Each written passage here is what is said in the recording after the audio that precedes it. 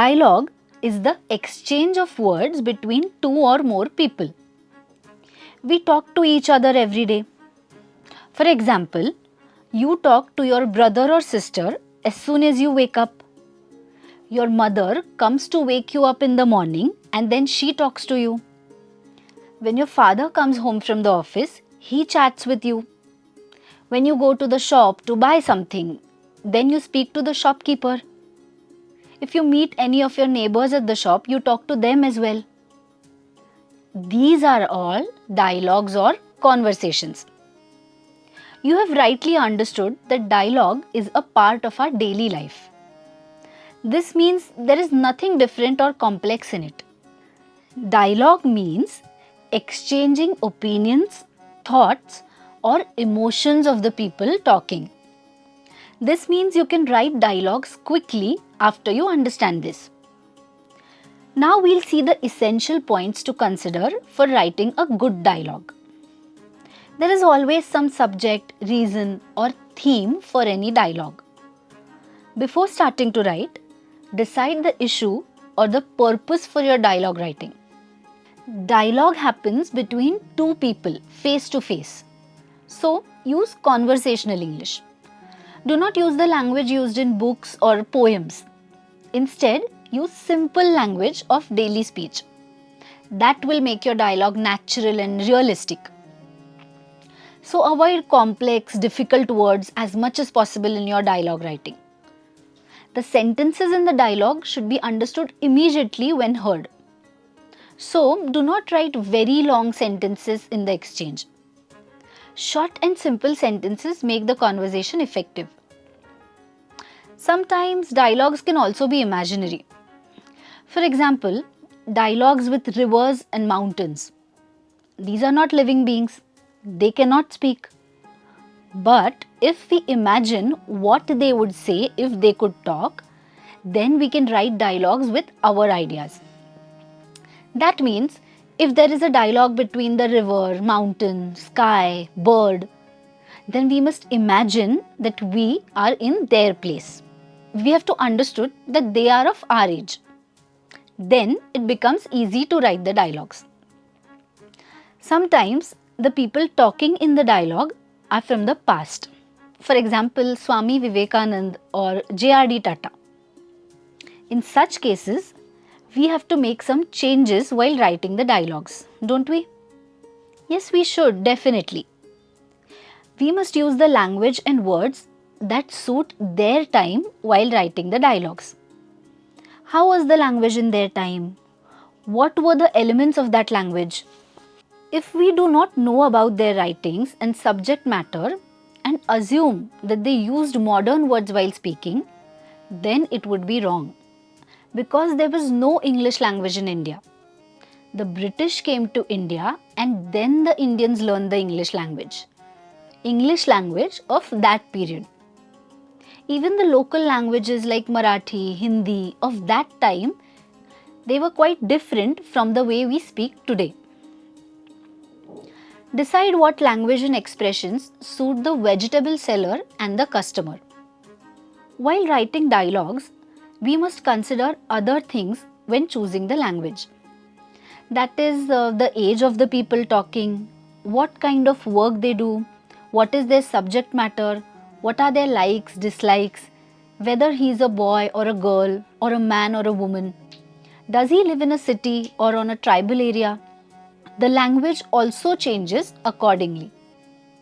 If he is a teacher, his language will be pure and straightforward. But if he is from a small village, his language will be rural. There will be a difference between the language of a police officer and a doctor. Similarly, there will be a difference between the language of two friends or women. Therefore, before starting dialogue writing, we have to think about who will be talking in this dialogue, how old they are, where they live, and what they do for the work. Now, consider what kind of language and words suit the vegetable seller and his customers. We should also use proverbs and idioms to make the dialogue interesting. This will make the conversation more enjoyable. What sayings would suit the vegetable seller? Please tell me what you think. Sometimes humor and fun should also be there in the dialogue. Otherwise, it will sound dry. But while using humor in the dialogue, make sure that it is appropriate for that place, that person, and the context of the dialogue. Do not just use humor for the sake of it. It should suit the situation. Wrong and inappropriate humor does not bring a smile to the listener's face. Instead, it spoils the fun of the dialogue.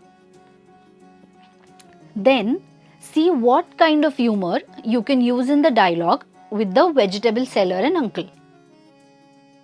Now pay attention to what should be done while writing the dialogue directly. The names of the speakers should be written before their speech. Now let's see a dialogue between the vegetable seller and uncle. Sir, what do you want? You have come after a long time, huh? Is the vegetable fresh? Yes, of course. I don't keep bad stuff. Uncle, I am telling you for your sake. These youngsters don't understand anything. You understand, right? What do you mean? I don't understand. No, uncle, not like that. Let it be as it is. That's how we are. That's why. That's fine. But please tell me how much you are charging me for these vegetables. I will provide you with very good ones. Here are some particular fresh vegetables for you. Take this. Take this green spinach. Take this purple eggplant. How much you will be charging for it? Do I have to take everything? Cucumber 20, eggplant 20 and spinach 15. Uncle, give me 5 more. Let it be as it is, right? Is that right or not? Now, if a new person enters the dialogue between two people, his information should be written in brackets. In our dialogue, we can write information in brackets like this. Bracket, a little girl comes with a basket of vegetables. Bracket close. The expressions on the face of the people talking in the dialogue are sometimes very necessary. They can also be written in brackets. For example, in bracket, the little girl is happy to see the tomatoes. If the dialogue continues for a long time, we should also mention the points about changing the places in brackets.